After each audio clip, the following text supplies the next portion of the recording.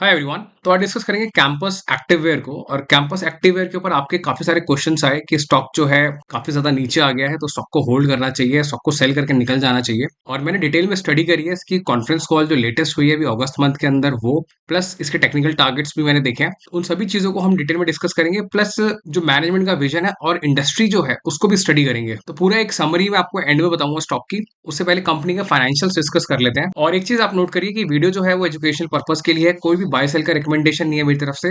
आप कोई भी बाय सेल करने से पहले अपने फाइनेंशियल एडवाइजर से जरूर इसमें डिस्कशन करें और उनकी सलाह से ही कोई बाय सेल करें। तो स्टॉक जो है अभी 305 के लेवल पर ट्रेड कर रहा है। मार्केट कैप जो है 9304 की है और ये स्मॉल कैप कंपनी है। स्टॉक पी जो है 79 का है।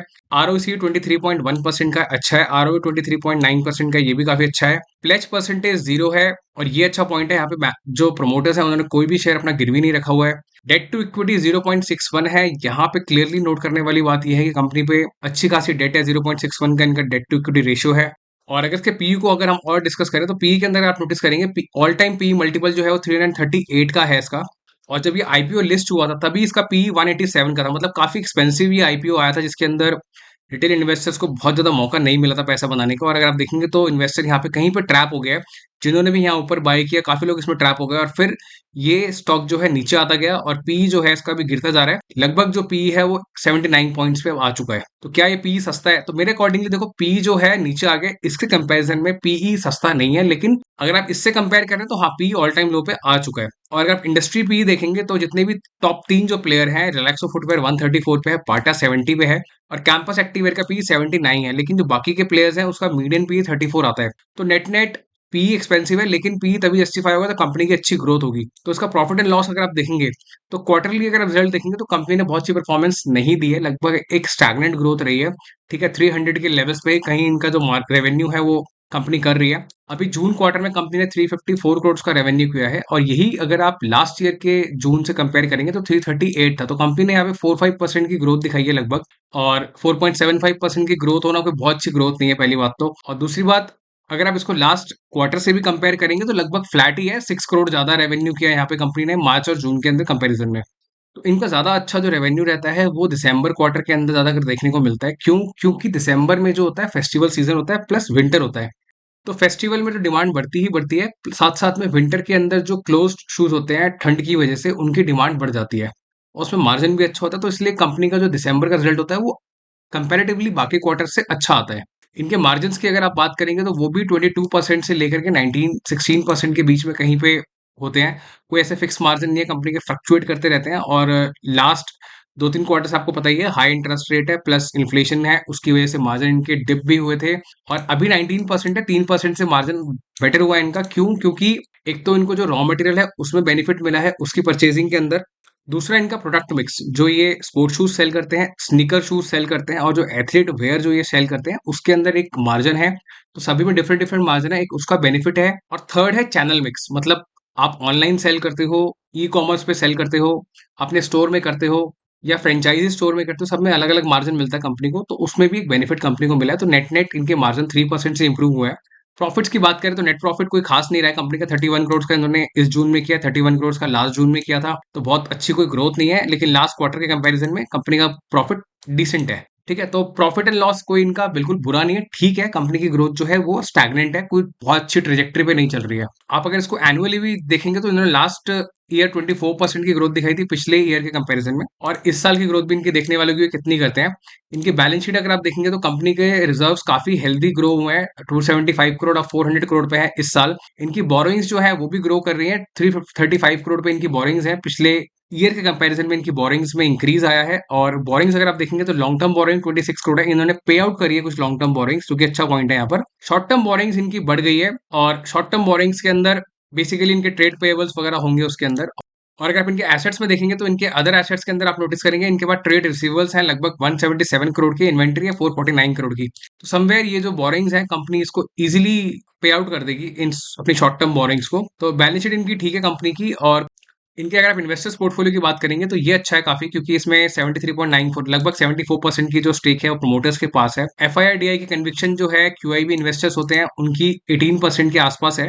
और 18% और प्लस ये तो लगभग जो पब्लिक के पास स्टेक बचता है वो 6% का बचता है, क्योंकि इस 7.93 में 1.87 जो है वो क्यूआरजी इन्वेस्टमेंट एंड होल्डिंग के पास है। तो नेट नेट 94% का जो स्टेक है वो स्ट्रॉन्ग हैंड्स के पास है और 6% वीक हैंड्स के पास है। तो ये काफी स्ट्रॉन्ग पॉइंट है कि इनका शेयर होल्डिंग पैटर्न काफी स्ट्रॉन्ग है यहाँ पर। तो कंपनी की बैलेंस शीट ठीक है, कंपनी का शेयर होल्डिंग पैटर्न भी अच्छा है, कंपनी के प्रॉफिट्स भी हो रहे हैं। ठीक है, ग्रोथ इतनी अच्छी यहाँ पे देखने को नहीं मिल रही है, लेकिन इनकी कॉन कॉल की अगर बात करी जाए तो उसमें कुछ अच्छे पॉइंट्स मैनेजमेंट ने बताया, वो मैं आपके साथ शेयर कर देता हूँ। तो ये इनकी 11 अगस्त की कॉन कॉल है और कंपनी के जो सीईओ एंड एमडी है निखिल अग्रवाल, इन्होंने काफी अच्छे पॉइंट्स यहाँ पे कुछ बताए हैं हमको जो इनकी इंडस्ट्री से रिलेटेड है। तो बेसिकली कंपनी का बिजनेस जो है वो अच्छा ग्रो कर रहा है, इन्होंने बताया। और यहाँ पे टीयर 2 सिटीज में इनका बिजनेस जो है वो अच्छा, यहाँ पे इनको सेल देखने को मिल रही है। तो यहाँ पे अशोक श्रीवास्तव जो है एक इंडिविजुअल इन्वेस्टर है, इन्होंने कंपनी से क्वेश्चन पूछा था रिगार्डिंग कंपनी के डिजाइन, क्योंकि जो इनके रेवेन्यू है इतने ज्यादा नहीं बढ़ रहे हैं। ठीक है, इतनी अच्छी ग्रोथ देखने को नहीं मिल रही है। तो उन्होंने ये पूछा कि क्या ये ग्रोथ आपके डिजाइन की वजह से है या प्राइसिंग की वजह से। तो कंपनी ने ये बोला डिजाइन की वजह से ये ग्रोथ में कोई इम्पैक्ट आना नहीं चाहिए। क्यों? क्योंकि कंपनी जो है बहुत फ्रीक्वेंटली अच्छे डिजाइन मार्केट में निकालती है और इनकी की स्ट्रेंथ है ये। ठीक है, कलर्स जो ये लोग अपने डिजाइन में डालते हैं और जो बाकी ट्रेंडीनेस जो ये देख करके मार्केट में अपने प्रोडक्ट को लॉन्च करते हैं। इनके पास 300 न्यू डिजाइन्स इन्होंने इस साल लॉन्च किए और ऑलरेडी इनके पास 300 डिजाइन्स थे। तो टोटल कंपनी के पास 600 डिजाइन्स हैं जो कंपनी के पोर्टफोलियो का पार्ट है। तो कंपनी डिजाइन्स के अंदर काफी अग्रेसिवली काम कर रही है और ये एक स्ट्रॉन्ग पॉइंट है यहाँ पर। और इन्होंने यही बोला है by far this largest portfolio of design, मतलब किसी भी स्पोर्ट्स कंपनी से सबसे ज्यादा जो डिजाइन है वो पोर्टफोलियो कैंपस एक्टिववेयर के पास है। 600 डिजाइन होना मतलब कंपनी काफी अग्रेसिव है अपने डिजाइन को लेकर के, काफी फोकस्ड है। और यहाँ पे काफी इंपॉर्टेंट क्वेश्चन पूछा गया था यश ने यहाँ पे कि बेसिकली कंपनी के मार्जिन्स जो है वो किस तरीके से कंपनी का फोकस है उनको इंप्रूव करने का, क्योंकि मार्जिन्स काफी फ्लक्चुएटिंग है। अभी 19% का मार्जिन किया है कंपनी ने। तो कंपनी ने यही बोला है कि जो मार्जिन्स है बेसिकली इनकी कोशिश है कि आने वाले 3 से 5 साल कंपनी हर साल 1% से अपने मार्जिन को इंप्रूव करेगी। तो फॉर एग्जाम्पल अगर आप इनका एनुअल मार्जिन अभी का देखेंगे तो वो 17% के आसपास है। ठीक है, तो 17% का मार्जिन और कंपनी अगर हर साल 1% से अपने मार्जिन को अगर इंप्रूव करेगी तो लगभग आने वाले 5 सालों में इनका मार्जिन 22% के करीब होना चाहिए। क्योंकि इनका कहना है जो इंडस्ट्री है वो काफी ज्यादा कैपिटल इंटेंसिव नहीं है और इनकी पूरी कोशिश है कि आने वाले टाइम में ये डेट फ्री होंगे, जिससे इनकी जो इंटरेस्ट की पेमेंट है वो भी इनको नहीं करनी पड़ेगी। तो ये काफी अच्छा विजन है मैनेजमेंट का कि वो अपनी डेट को बिल्कुल पे आउट करना चाहते हैं, इंटरेस्ट से बचना चाहते हैं। ठीक है, जिससे इनके जो मार्जिन है वो इंप्रूव हो जाए। और यहाँ पे एक और इम्पोर्टेंट क्वेश्चन पूछा कि इनके एवरेज सेलिंग प्राइस के बारे में। एवरेज सेलिंग प्राइस कंपनी बढ़ाएगी, किस तरीके से बढ़ाएगी आने वाले टाइम में। ठीक है, कंपनी के मार्जिन के ऊपर किस तरीके का इम्पैक्ट है। तो कंपनी ने ये बोला कि लास्ट 10 ईयर्स के अंदर जब से ये ऑपरेट कर रही है ये हर साल अपने एवरेज सेलिंग प्राइस को 6 to 7% से इंक्रीज करते हैं। एवरेज सेलिंग प्राइस का मतलब ये है जितनी प्रोडक्ट्स इनके लिस्ट में है उन सभी के अंदर जो नेट नेट इम्पैक्ट आता है इंक्रीज करने के बाद प्राइस 6 to 7% का आता है। तो ये और इनका यही मानना है कि जो स्पेक्ट्रम है बेसिकली जो इनका 1000 से लेकर 200 तक का जो इनकी कैटेगरी है इनके शूज की, उसमें इनको एक अच्छी अपॉर्चुनिटी दिखती है प्राइसेस को इंक्रीज करने की, वहां पे एक अच्छा मार्केट शेयर गेन करने की। और एक और इंपॉर्टेंट चीज जो इन्होंने बताई वो है BIS। BIS is basically bureau of Indian standards. तो शू इंडस्ट्री के अंदर ब्यूरो ऑफ इंडियन स्टैंडर्ड्स आ गया है और वो जनवरी 2024 से इम्प्लीमेंट होगा और ज्यादा क्लैरिटी उसमें तब देखने को मिलेगी। लेकिन नेट नेट कंपनी ने यही बताया कि BIS जो है बेसिकली बैन करेगा इंपोर्ट्स को जो चाइना, वियतनाम और इंडोनेशिया से होते हैं और जितने भी सब स्टैंडर्ड शूज वहां से हम लोग इंपोर्ट करते हैं।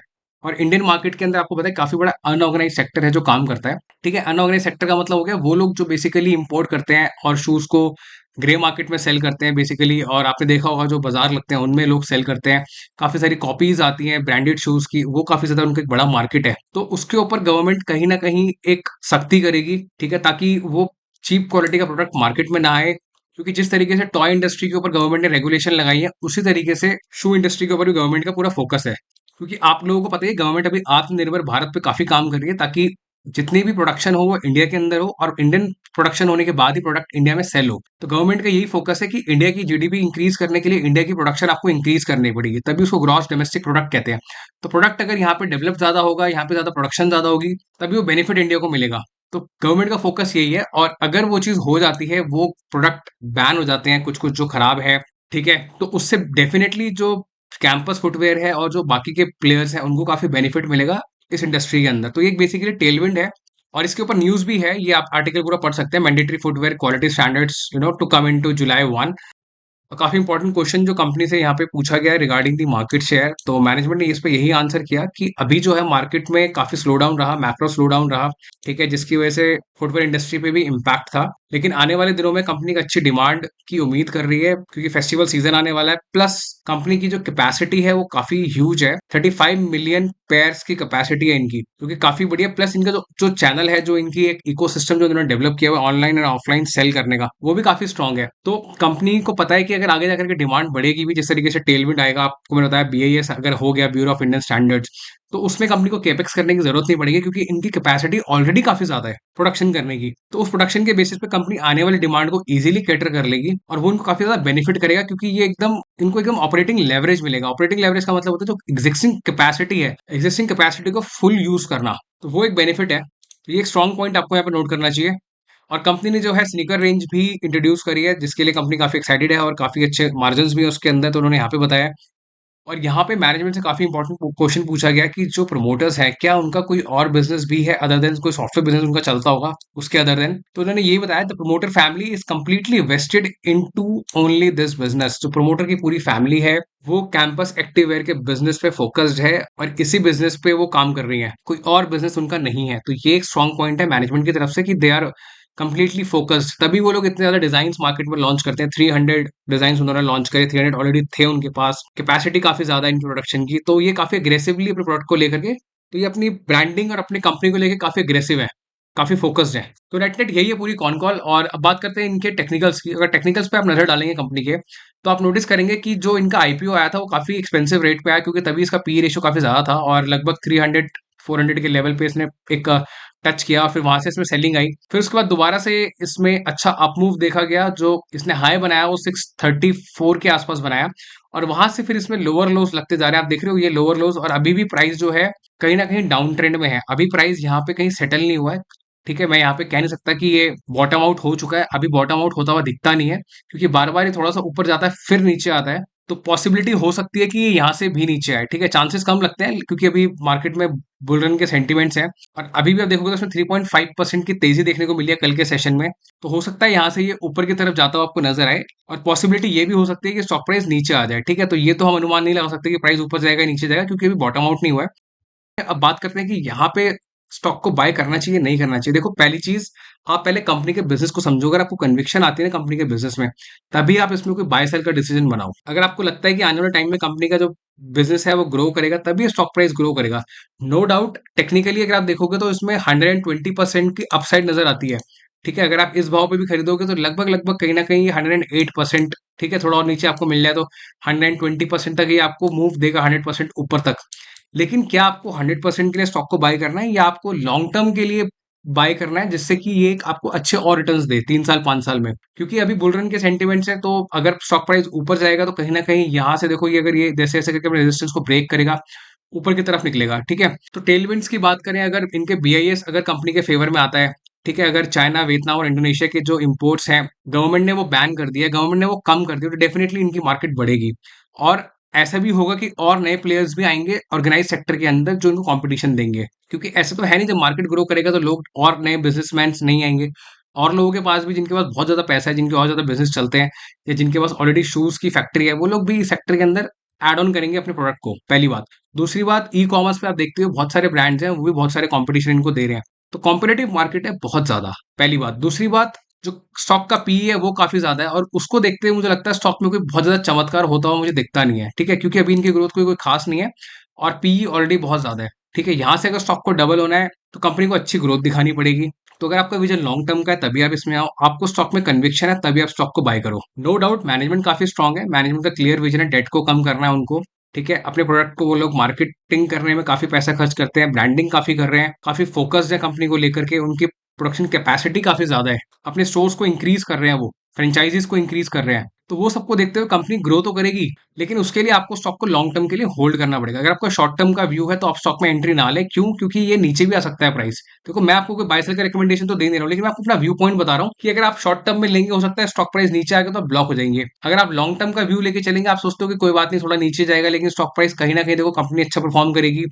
ठीक है, अब इकोनॉमिक ट्रेंड्स चेंज होंगे, कंपनी के प्रॉफिट्स थोड़े से बढ़ेंगे, तो ऑफकोर्स स्टॉक प्राइस ऊपर जाएगा, ईपीएस में ग्रोथ आएगी। तो वो देखते हुए आपको स्टॉक को बाय करना चाहिए। बहुत चमत्कार नहीं हो सकता कि हाँ ये स्टॉक मल्टी बैगर बन जाएगा, वो मुझे शॉर्ट टर्म में होता हुआ नजर नहीं आता।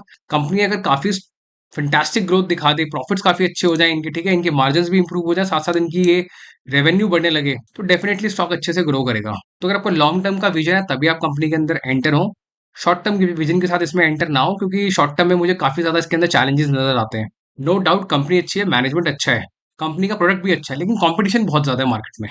तो जिन्होंने ऊपर बाय किया है, जो लोग ऊपर फँसे हुए हैं भाव में, वो लोग वेट करें। अभी बुल रन के अंदर हो सकता है आपका प्राइस आ जाए, कंपनी का अगर नेक्स्ट क्वार्टर का रिजल्ट अच्छा है और दिसंबर का रिजल्ट नो डाउट अच्छा आना भी चाहिए, क्योंकि पिछले 2-3 दिसंबर्स का रिजल्ट मैंने देखा है, इनका जो नंबर्स हमने देखे हैं वो अच्छे आते हैं। तो आप वेट करें स्टॉक के अंदर लॉन्ग टर्म के लिए। तो नेट नेट यही है पूरा कैंपस एक्टिववेयर का एनालिसिस। आपका कोई भी क्वेश्चन हो तो आप कमेंट में जरूर लिखें। आपको अगर वीडियो अच्छा लगा हो तो प्लीज वीडियो को लाइक जरूर करें। आप चैनल पे नए हैं तो चैनल को सब्सक्राइब करें, और आप चाहते हैं मैं किसी स्टॉक के ऊपर वीडियो बनाऊं जो आपके पोर्टफोलियो का पार्ट है, आपकी वॉच लिस्ट में है, आपको एनालिसिस चाहिए, तो आप कमेंट जरूर करें। मैं उस पर एनालिसिस करके अपना व्यू पॉइंट आपके साथ शेयर करूंगा। और मेरे कहने से आप कोई भी बाय सेल का डिसीजन ना लें। आप बाय सेल करने से पहले अपने फाइनेंशियल एडवाइस से जरूर सलाह करें, क्योंकि ये एक स्मॉल कैप कंपनी है, और स्मॉल कैप कंपनी में हो सकता है आपका रिस्क एपेटाइट डिफरेंट हो, तो आप वो चीज जरूर डिस्कस करें तभी कोई बाय सेल करे इसके अंदर। और मेरे चैनल पे आपको और भी काफी सारे स्टॉक मिल जाएंगे, आप ये सभी स्टॉक्स को चेकआउट कर सकते हैं अगर ये आपके पोर्टफोलियो का पार्ट है। मैंने सबको डिटेल में कवर किया हुआ है। तो इस वीडियो के लिए इतना ही, मिलते हैं अगली वीडियो में। Thank you so much.